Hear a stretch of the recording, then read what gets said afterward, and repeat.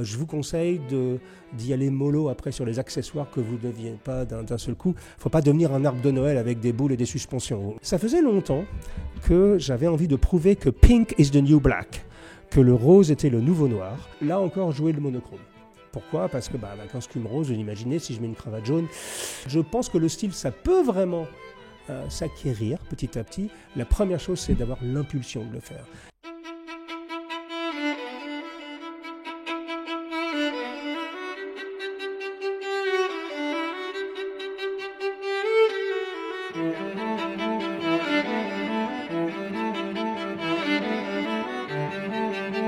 Mesdames, Mesdemoiselles, Messieurs, chers amis, chers abonnés, bonjour et bienvenue dans ce nouvel épisode de nos discussions sartoriales. Nous sommes de retour chez nous en Bourgogne, dans notre salon, sur notre plateau de tournage. Et aujourd'hui, je vous invite à continuer notre voyage au sein de ma garde-robe personnelle. Et je vais vous présenter aujourd'hui 4 nouveaux costumes que j'ai fait réaliser très récemment, notamment pour le dernier Pitti Uomo.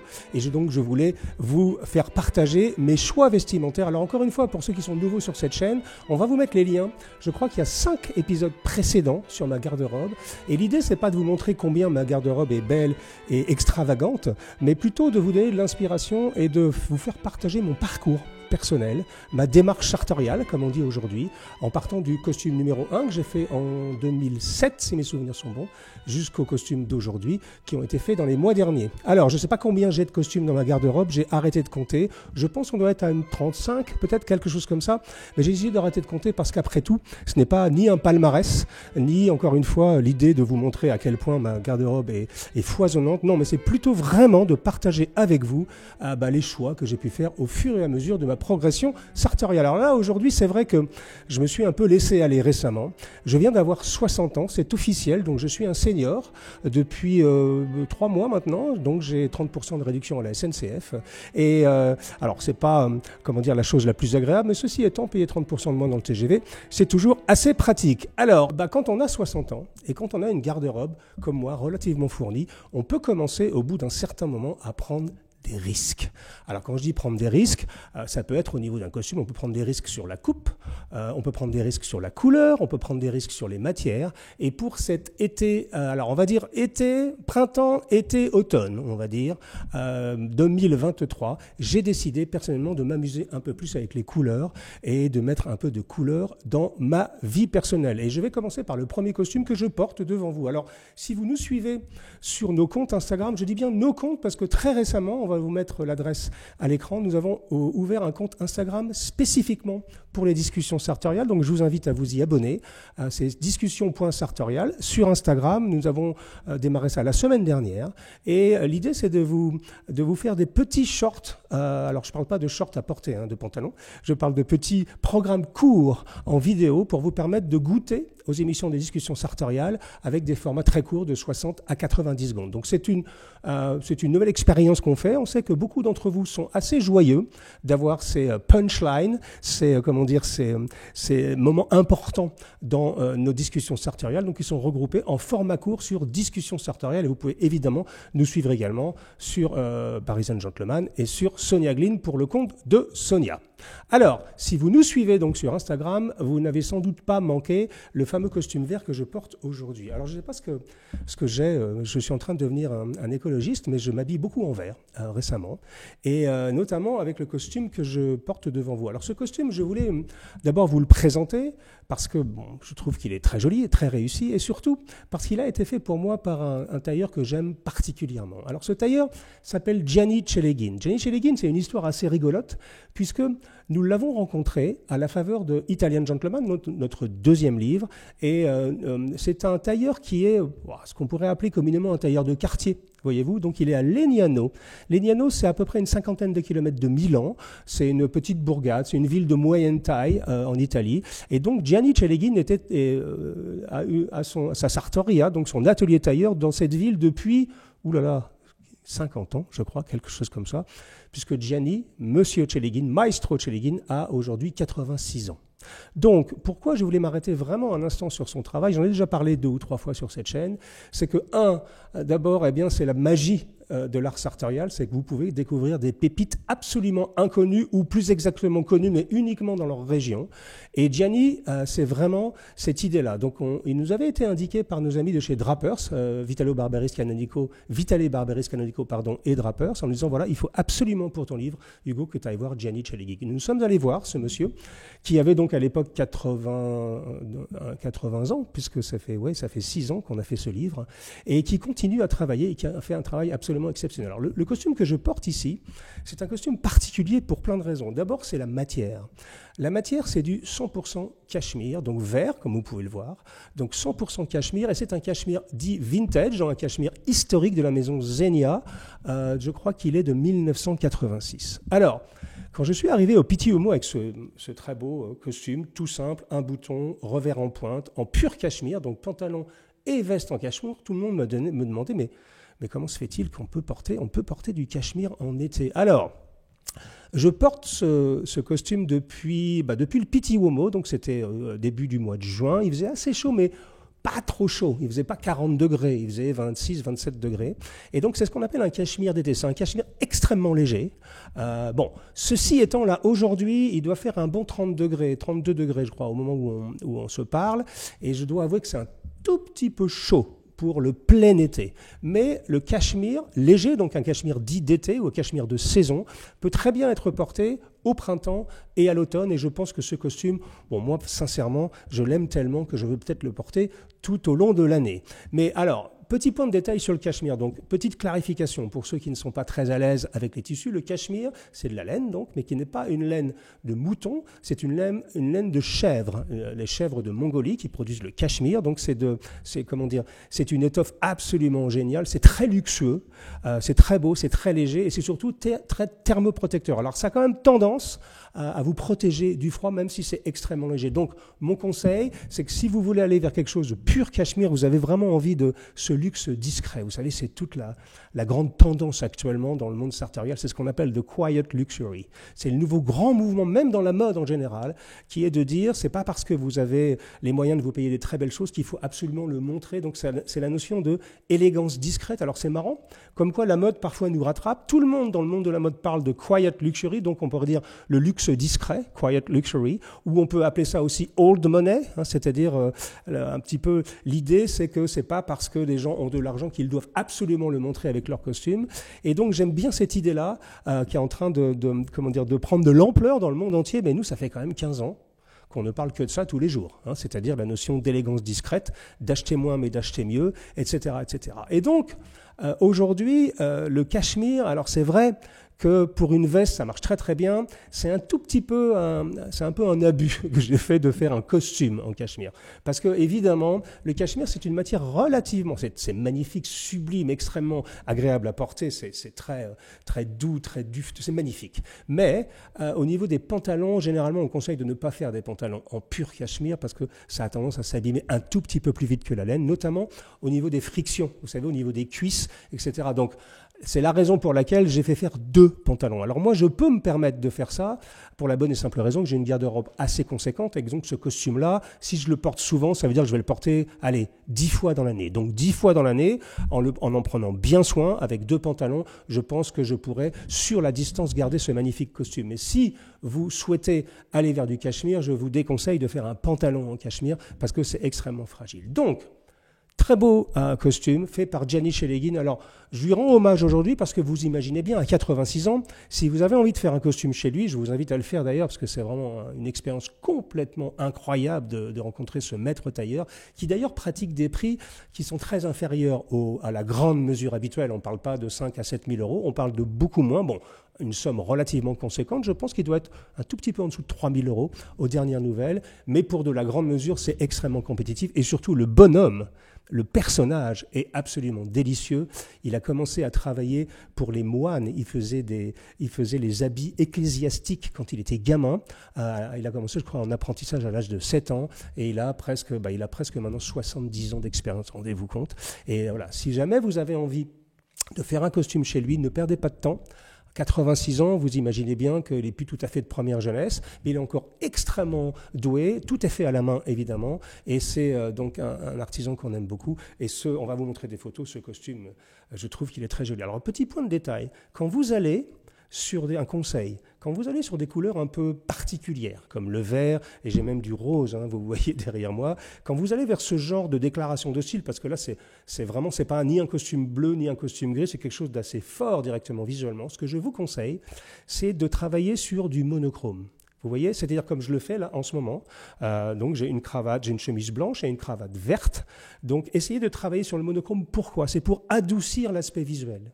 Si jamais je mettais une cravate, parce qu'avec un costume vert comme ça, je pourrais aller vers plein de cravates d'été, très flashy, très pétantes, mais du vert, et c'est encore plus vrai pour le rose d'ailleurs, mais du vert avec une autre couleur, avec une pochette un peu contrastée, ça commence à faire beaucoup. Donc si vous mettez quelque chose qui est une vraie déclaration de style, comme un joli vert, comme celui-ci qui est très beau, alors, on ne le voit pas à la caméra, mais il y a un petit chevron en plus sur le cachemire, je vous conseille ardemment, quand vous avez des pièces fortes, de travailler le monochrome pour adoucir un tout petit peu, que ça ne fasse pas de clash visuel. Donc c'était le costume numéro 1 de cette revue de ma garde-robe. C'est un costume un seul bouton, avec des revers en pointe, en 100% cachemire, d'un cachemire Zegna des années 80, fait par Maestro Gianni Celein, que je salue au passage. Petit point de détail, si vous allez lui rendre visite, si vous parlez l'italien, c'est mieux, parce qu'il ne parle pas un mot de français évidemment, mais encore moins un mot d'anglais. Quand j'ai rencontré Gianni, je pense qu'il ne savait même pas ce que c'était l'Internet. Alors aujourd'hui, il a un compte Instagram qu'il n'alimente pas,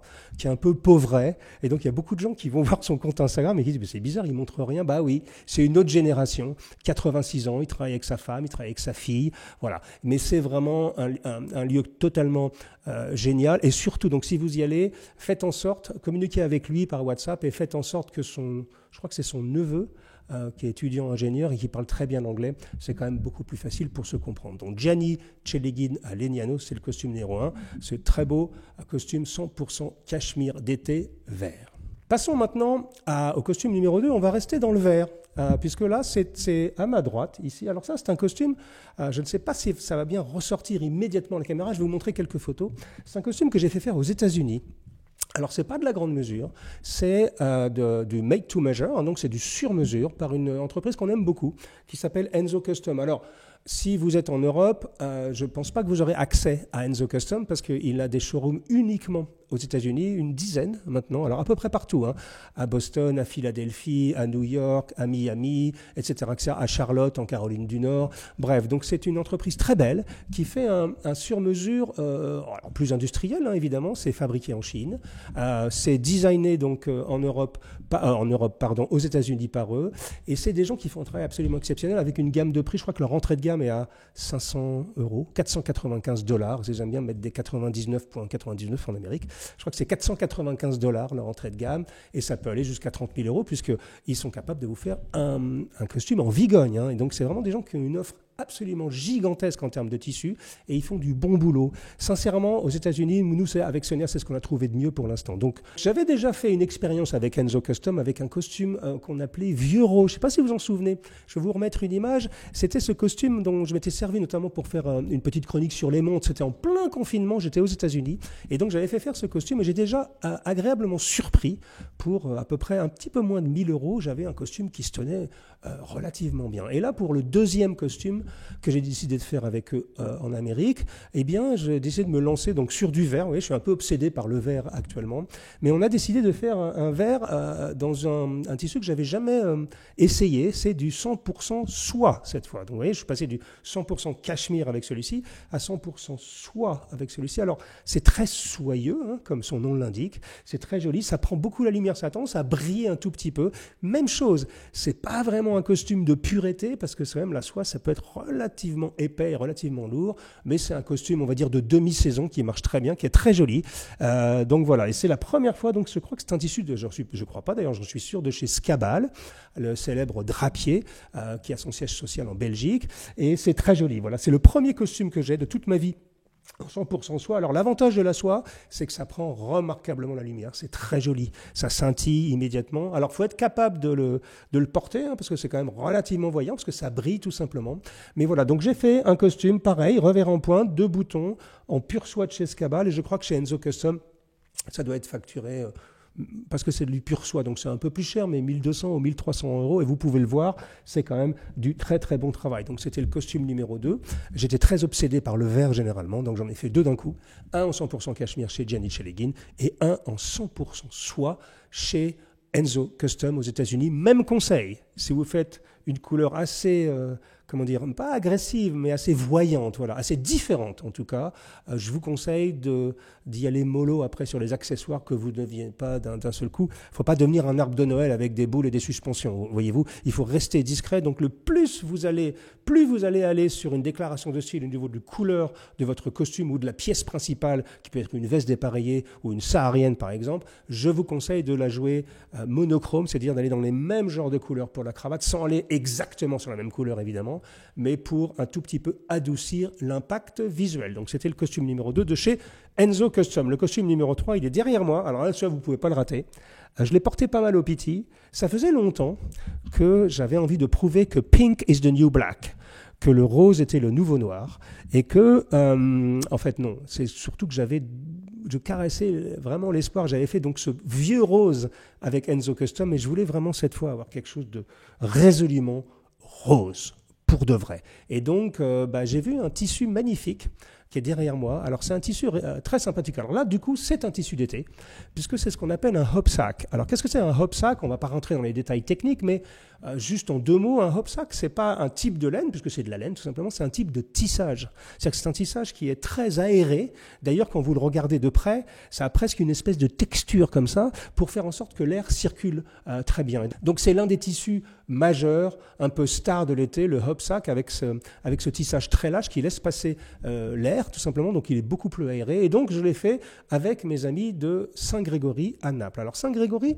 c'est une entreprise que je connais depuis longtemps, qui en fait, le cœur de son business n'est pas de faire des vêtements pour des individus, mais de proposer de la grande mesure avec 3 niveaux de finition, soit machine et main, soit intégralement fait main, donc du sur-mesure jusqu'au bespoke, la vraie grande mesure. Ils sont à Naples et leur job n'est pas tant d'habiller des particuliers, mais plutôt de fournir à des salons de sur-mesure, d'agir comme leur atelier d'une certaine manière. Donc je pense qu'ils travaillent avec une 30aine de salons de sur-mesure dans le monde, et c'est des gens qui font un travail absolument remarquable. Et là, ils commencent à redévelopper petit à petit leur propre marque Saint-Grégory. Donc aujourd'hui, il est redevenu possible de se faire habiller par eux directement. Donc toujours la même chose, soit en sur-mesure, soit en grande mesure. Donc vous voyez, le spectre des tarifs est très large, de 1 500 €, je dirais, jusqu'à 3 500, 4 000 en grande mesure. Mais on est sur quelque chose de très très intéressant. Donc, je leur ai dit, voilà, si je travaille avec vous, on va faire un truc qui va vraiment être différent. Et on va vous montrer des photos, ce magnifique costume, un bouton rose. Et je voulais vous dire tout simplement, c'est qu'on a encore des espèces de restes de notre vie d'avant. Moi, quand je suis né en 1963, rose, c'était les filles et bleu, c'était les garçons. Je me souviens, même, on avait des pyjamas avec ma sœur. Ma sœur avait un pyjama rose et moi, j'avais un pyjama bleu. Et j'avais toujours eu cette idée un petit peu confuse autour de la couleur rose en me disant, mais c'est quand même un truc un peu féminin, cette affaire-là, etc. Alors, j'avais commencé à progresser là-dessus en faisant des chemises roses. Chemises roses, je trouve ça, moi, personnellement, extrêmement masculin. Au contraire, je trouve que ça a une gueule pas possible et ça dit vraiment quelque chose directement. Mais j'avais jamais été jusqu'à un vrai rose en costume. Et donc voilà. Et je l'ai porté au Pitti Uomo. Bon, évidemment, si vous démarrez votre démarche charterale, c'est peut-être pas par là qu'il faut commencer. Costume rose, je pense que vous pouvez déjà bien vous amuser avec les différents tons de gris, de bleu, etc. Mais tout de même, ça apporte quelque chose d'extrêmement joyeux, d'extrêmement agréable et je trouve d'extrêmement masculin. Ce n'est absolument pas efféminé de porter un costume rose, mesdames, messieurs. Et les photos qu'on vous montre vous le prouvent. Même chose, vous remarquez, sur les photos qu'on vous montre, eh bien, j'ai là encore joué le monochrome. Pourquoi? Parce que costume rose, vous imaginez, si je mets une cravate jaune, tout de suite, ça fait directement Bozo le clown. Donc, on n'est plus du tout sur l'art sartorial. Donc, même chose. S'il y a quelque chose à retenir des quelques costumes que je vous ai présentés jusqu'à présent, qui sont des costumes très forts au niveau visuel, c'est toujours de jouer le monochrome. Je le répéterai encore et encore parce que, d'abord, ça donne ça donne du panache. Cette notion de j'ai un costume qui pète, mais En même temps, j'ai pas envie de ressembler à un arbre de Noël, donc je vais un tout petit peu adoucir l'aspect visuel. Et puis, c'est cette notion d'élégance discrète. Alors, vous allez me dire, quand même, Jacomet exagère, un costume rose, discrétion et rose, ça va pas trop ensemble. Bon, c'est vrai que celui-ci, il a tendance quand même à briller un tout petit peu, d'où l'idée, là, je l'ai fait avec une cravate en lin, je crois, de chez Calabrese, très jolie, dans les mêmes tons, une espèce de rose un peu plus saumonné, on va dire, mais c'est assez joli. Donc, c'était le costume numéro 3, j'en suis très content. Et surtout, retenez le tissu, c'est du Hopsack, donc c'est de chez Vitale Barberis Canonico. C'est leur gamme de tissus à la coupe pour l'été et c'est absolument génial en termes de confort et c'est très joli. Donc voilà, c'était le costume numéro 3. C'est un costume droit avec un bouton, revers en pointe, assez généreux, tout fait main par Saint Gregory Tailors qui sont à Naples et qui sont des gens extrêmement bien et donc avec le tissu de chez VBC, Vitale Barberis Canonico. Et pour terminer cette courte émission, je voudrais revenir à quelque chose d'un tout petit peu plus, comment on dit, raisonnable, puisqu'il s'agit de ce costume-là, qui est un joli costume croisé. Alors là, du coup, on revient dans le classicisme absolu. Hein, c'est un 6 sur 2, donc je vous rappelle, pour les nouveaux ici, 6 boutons, dont 2 potentiellement qui peuvent se boutonner. Moi, je boutonne jamais le dernier. Alors, il y a un grand débat entre puristes actuellement. Est-ce qu'il faut boutonner ou pas le dernier? Vous savez, sincèrement, on s'en moque un peu. Vous boutonnez ce que vous voulez boutonner. Moi, personnellement, je trouve ça pas très joli de le boutonner, mais certaines personnes aiment bien l'idée de revivifier les origines du costume croisé qui était le caban militaire. Et le caban militaire, on avait tendance à tout boutonner. Mais là, c'est un 6 sur 2, revers en pointe, évidemment, pour un costume croisé. Et là, c'est un Super 160 de chez Drago. Et j'avoue, alors, j'ai beaucoup parlé de Drago dans le passé, on a beaucoup travaillé avec eux. Ça fait partie aussi des grandes maisons pour moi. Et surtout, ils ont des tissus qui ont un toucher un peu particulier, un peu plus sec, un petit peu moins dufteux. C'est des tissus très techniques et c'est absolument c'est magnifique. J'adore le tombé de ce costume. Voilà, je vais vous montrer les quelques photos, parce que je n'ai pas pris beaucoup de photos, je l'ai porté que 2 fois, pour l'instant, ce costume-là. Mais c'est très joli. Donc, et c'est de Saint Grégory également, donc ces tailleurs, cette maison de tailleurs qui se trouve à Naples. Donc là, pas grand-chose à dire, si ce n'est que là, on a vraiment travaillé. Alors, je vais le montrer quand même à la caméra. Tiens, je le montre à Alex. Voilà, je ne sais pas si on le voit ici. Donc, l'une des particularités de cette veste, c'est au niveau de la manche. Là, on est vraiment... Ah là, le mannequin n'est pas très stable. C'est la manche, vous voyez ? C'est la manche là, spalla camicia, c'est-à-dire comme une chemise littéralement, c'est-à-dire qu'au lieu, contrairement à celle-ci, que la manche soit montée par-dessus, celle-ci est montée par en dessous et elle passe sous la ligne de couture ici avec le petit fronçage, ce qu'on appelle du shearing en anglais. C'est cette fronce, pourquoi? Parce que la tête de manche est plus grosse que l'emmanchure. Donc ce qui fait, ça donne tout de suite cette espèce de fronçage qui donne plus de confort. C'est le style 100% napolitain.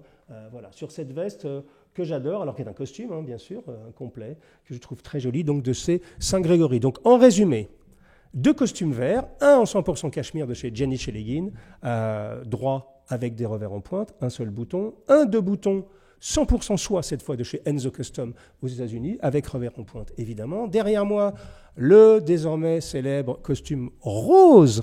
Alors eux, ils appellent ça pearl pink, quelque chose comme ça, rose perlé, alors je ne sais pas ce que ça veut dire, mais c'est un rose quand même assez costaud, donc en Hopsack de chez Vitale Barberis Canonico, et puis donc ce costume plus sage de chez Saint Grégory, donc en croisé. Vous avez remarqué quand même quelque chose, c'est que moi qui suis obsédé par les croisés, là j'ai 3 droits et un seul croisé. J'ai réussi à pondérer mes ardeurs. Donc voilà pour ces 4 nouveaux costumes qui viennent compléter ma garde-robe. Petit point de détail, donc si vous démarrez votre démarche sartoriale, ce qu'on vous montre avec le costume de Gianni Celleggin, pourquoi ce costume est époustouflant? C'est pas parce que c'est du cachemire.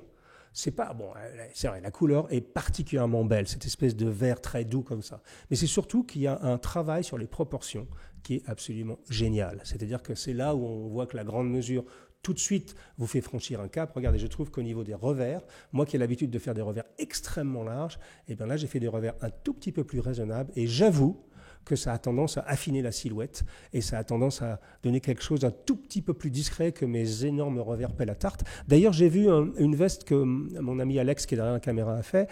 Il a dû choper le virus des grands revers parce que là, je pense qu'il m'a presque battu sur une de ses vestes. Ceci étant, vu sa morphologie, je pense que pour lui, un petit revers anorexique, ça n'aurait pas très très bien marché. C'est sûr que non. Donc voilà. Donc, retenez ça. Les proportions, c'est tout. Et comment? Alors les gens me disent, mais Jacomet, comment on va faire pour étudier les proportions? Je vais vous le dire, ouvrez les yeux. Regardez, entraînez-vous, faites des essais, et votre meilleur conseil, c'est vous, et c'est vos propres yeux, parce que petit à petit, le style, ça se construit, ça s'étudie, et ça s'améliore. Alors les gens qui me disent, ouais, des fois du style, on en a ou on n'en a pas. Alors c'est vrai, il y a des gens qui sont perdus pour la cause, qui n'auront jamais de style. C'est comme moi, par exemple, quand je joue de la batterie, il y a des gens qui n'ont pas de rythme, ils seront perdus pour la cause, ils sauront jamais, voilà. Bon, moi, c'est la même chose pour moi en bricolage, par exemple. Vous voyez ce que je veux dire? Si j'ai besoin de faire un truc dans ma maison, planter un clou, ça va à peu près. Une fois sur deux, je me mets sur le doigt, mais dès qu'il faut faire des choses un tout petit peu plus, voilà, je suis perdu pour la cause. Vous voyez? Donc après, il n'y a pas besoin de se mettre marteler en tête. Je pense que le style, ça peut vraiment s'acquérir petit à petit. La première chose, c'est d'avoir l'impulsion de le faire et d'avoir cette idée-là de se dire, tiens, finalement, c'est bien, quoi. Je me sens bien dans un costume et avoir envie de tracer son chemin et de tracer son sillon, surtout pour sortir de la masse, parce qu'aujourd'hui, nous vivons dans une société où il est assez facile, mesdames, messieurs, de sortir de la masse, puisque nous sommes dans un processus de massification. Tout le monde doit penser la même chose, tout le monde doit s'habiller pareil, tout le monde doit lire la même chose. On nous dit même ce qu'on a le droit de lire et ce qu'on n'a pas le droit de lire. Eh bien, nous ne sommes pas dans cette logique-là. Nous avons soif de rajouter de l'élégance, de la beauté dans notre vie et surtout de faire les choses à notre main. Voilà pour cette petite mise à jour sur ma garde-robe. J'ai 2-3 très jolis projets pour l'automne, dont je vous tiendrai au courant, évidemment. Et d'ici là, je vous souhaite un bon été. On va se revoir, parce qu'on va tourner plusieurs épisodes. Là, on est le 10 juillet. Il fait chaud, d'ailleurs, chez nous, en Bourgogne. On va tourner pas mal d'épisodes pour couvrir tout l'été. Donc, on va vous accompagner cet été. Mais si vous partez en vacances, je vous souhaite de bonnes vacances. Profitez-en. Bon, allez, je ne vais pas vous dire de porter le costume au bord de la plage, quand même, mais un joli Bermuda, avec peut-être une chemise en lin. Essayez toujours de continuer à porter le flambeau de l'élégance masculine classique, même en vacances. À très bientôt, les amis. Au revoir.